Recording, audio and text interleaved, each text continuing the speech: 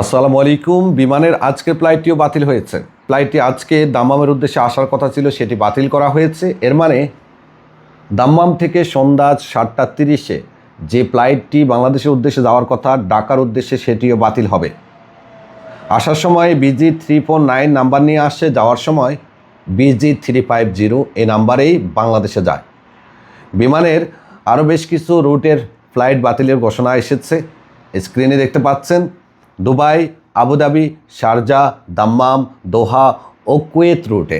এই 6টি রুটে বিমান 5 মার্চ পর্যন্ত ফ্লাইট বন্ধ রাখবেন পরিস্থিতির উপর নির্ভর করে। যদি পরিস্থিতি স্বাভাবিক হয় যে কোনো সময় ফ্লাইট চালু হতে পারে, আর যদি পরিস্থিতি অস্বাভাবিক থাকে তাহলে সিদ্ধান্ত পরিবর্তনও হতে পারে, বাড়তেও পারে। তবে রিয়াদ, জেদ্দা এবং মদিনা এই 3টি রুটে ফ্লাইট চলাচলে কোনো সমস্যা হচ্ছে না। এই 3টি রুটে ফ্লাইট যাচ্ছে।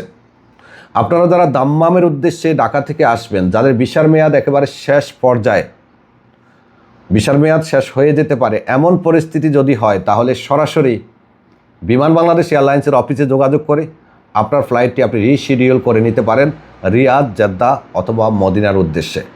অগ্রাধিকার দিচ্ছে তারা। যাদের ভিসার মেয়াদ শেষ হচ্ছে বিমান, তাদেরকে অগ্রাধিকার ভিত্তিতে রিশিডিউল করার সুযোগ দিচ্ছে। প্রিয় দর্শক, এছাড়া আপনার অন্যান্য এয়ারলাইন্সের মধ্যে এখন পর্যন্ত আমাদের কাছে আপডেট এসেছে ইন্ডিগো এয়ারলাইন্স আজকে 3:30-এ ঢাকা থেকে রিয়াদের উদ্দেশ্যে ফ্লাইট পরিচালনার কথা। তবে এখন পর্যন্ত ফাইনাল আপডেট পাইনি আমরা।